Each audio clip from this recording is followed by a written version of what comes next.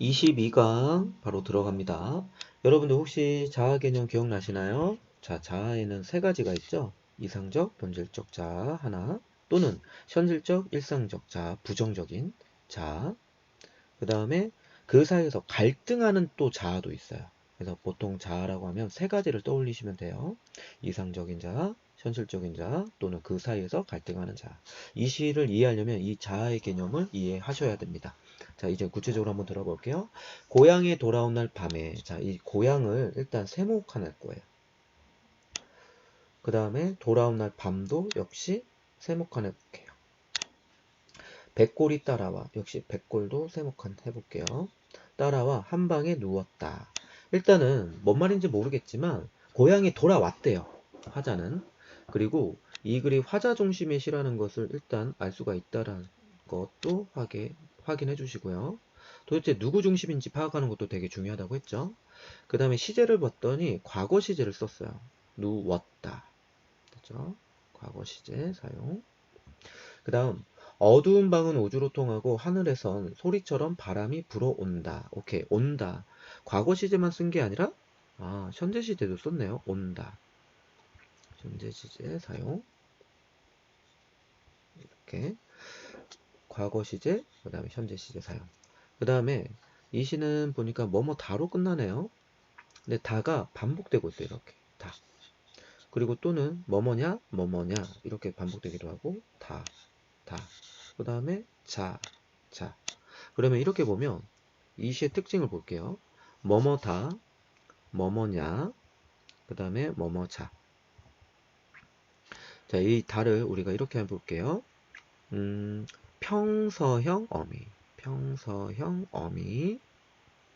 그러니까 다로 끝나는 걸 이렇게 평서형 어미라고 합니다. 사실을 말할 때 쓰는 말투죠. 뭐뭐냐, 의문형 어미입니다. 의문형 어미. 그 다음에 뭐뭐자, 이게 청유형 어미예요. 청유형 어미. 자, 그러면 이거는 문장의 끝에 있는 어미죠. 그래서 우리가 종결 어미라는 말로도 씁니다.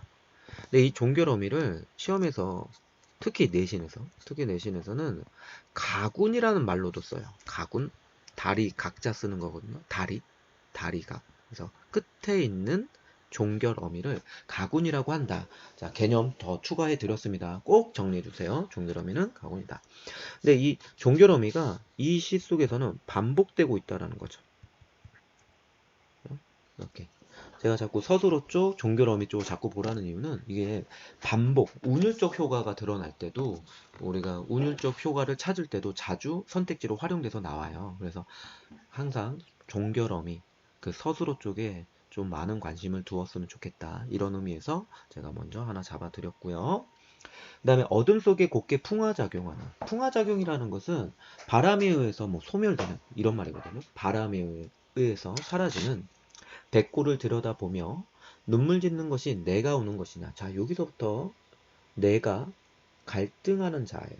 써놓을게요. 갈등하는 자. 현실과 이상 속에서 갈등하는 자. 그 다음 백골. 얘가 바로 아까 말했던 현실적인 자아고요. 보통 현실적 자아를 우리는 부정적인 자아라고도 해요. 현실적. 왜냐하면 무기력한. 여러분도 현실의 자신의 모습이 싫을 때가 많죠. 왜냐하면 자신이 꿈꾸는 모습과 너무 다른 모습의 자신의 현실의 모습이 있거든요. 그래서 보통 시 속에서 현실적 자아를 좀 무기력하고 또는 부정적인 자아로 묘사하는 경우가 많아요. 알아두시고요. 그 다음에 아름다운 혼, 이게 바로 이상적 자아입니다. 이렇게. 그러니까 화자는 이 시가 도대체 뭔 말인지 몰라도 일단은 뭔가 마음에 안 들어서 울고 있는 거예요. 근데 그 울고 있는 존재가 이상적인 자아가 우는 건지, 아니면 현실적인 자아가 울고 있는 건지, 아니면 그 사이에서 갈등하는 내가 우는 건지 모르겠다라는 거예요. 그 정도로 이 사람은 혼란스러운 거예요. 그 다음 지저 높은 개입니다. 자, 이 개가 내신에서 좀 많이 활용돼서 시어의 의미로 많이 나오거든요. 이 개는 플러스의 이미지를 갖습니다. 왜 그런지 볼게요. 밤을 새워 어둠을 짓는데요. 어둠을 쫓아낸다는 거죠. 어둠을 짓는 개는 나를 쫓는 것일 것이다. 나를 쫓고 있대요. 빨리 가, 저리 가 이러면서. 그래서 이 개는 화자를 일깨우는 존재예요. 화자를 일깨우다. 일깨우는, 이것을 두 글자로 각성이란 말을 씁니다. 각성. 그래서 각성시키는 존재, 일깨우는 존재, 이렇게 해서 플러스의 이미지. 그죠? 화자는 자기의 현재 모습이 싫잖아요. 이렇게 혼란스러워하는 자신의 모습, 누가 우는지도 모를 정도로 지금 내면의 고민과 갈등을 하고 있는 존재, 그런 존재인 자신을 너무 싫어해요, 지금.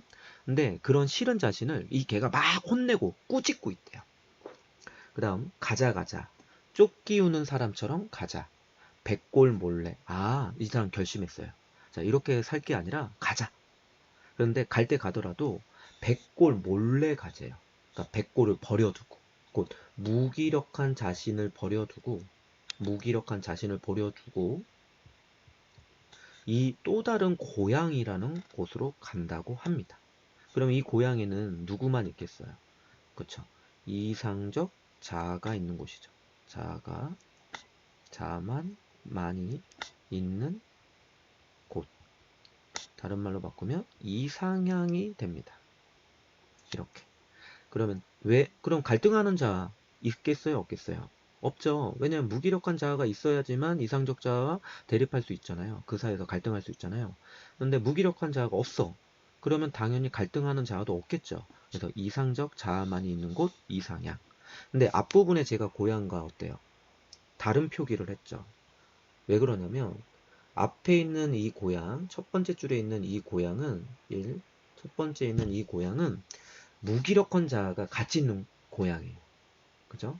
근데 이 고향은 또 다른 고향, 이 고향은 무기력한 자아가 없어요. 현실적 자아가 없어요. 그러니까 앞에 있는 고향과 두 번째 이 고향은 의미상 대조를 띠고 있어요. 이렇게. 괜찮나요? 그래서 좀 정리해 드리면 먼저 자아 개념을 좀 아셔야 된다. 자아 개념. 자아 개념을 좀 알아라. 그 다음에 이 종결어미의 어떤 뜻과 종결어미의 뜻과 그 다음 이런 평서형, 의문형, 청유형이란 말의 구체적인 문법적 용어 알아두시고요. 그 다음에 시험 문제 좀 자주 나오는, 내신에서 많이 나오는 게 이 개의 역할. 왜냐하면 개를 일반적으로 그냥 아무 생각 없이 읽으면 부정적인 시어로 본단 말이에요. 그것을 알고 선생님들이 좀 문맥적으로 의미를 파악할 수 있는가를 평가하기 위해서 이 개의 의미가 어떤 의미냐, 또는 긍정적인 시어냐 부정적인 시어냐를 묻기도 합니다. 그 다음 두 번째, 이제 마지막 대조까지.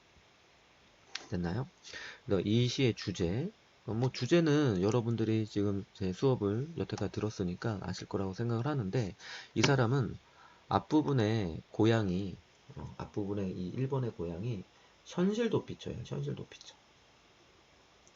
이 사람 현실이 싫어서 도망왔어요. 도망왔지만 여전히 무기력하게 살고 있다라는 거죠. 현실이 싫어서 떠나왔지만 그곳에 온 내 자신의 모습이 너무 싫은 거예요. 도망왔으니까. 도망간 자신의 모습이 싫은 거예요. 그리고 여기는 아까 말했던 것처럼 이상향이. 그러면 이 시의 주제를 그냥 간단하게 제가 정리를 한다면, 하나로 좀 정리한다면, 현실적 어려움, 현실적인 어려움 때문에 어려움으로 겪는 고통. 그리고 그것으로부터 벗어나고픈 소망. 뭐 요 정도로 주제를 잡을 수가 있어요. 그래서 화자는 왜 소망인지를 말씀드리면 여기 뭐뭐 가자라고 했잖아요. 가고 싶다. 우리 가자. 이렇게 청유행 어미를 통해서 소망의 느낌도 드러난다. 알아두셨으면 좋겠습니다. 일단 정리를 해봤고요. 고생하셨습니다.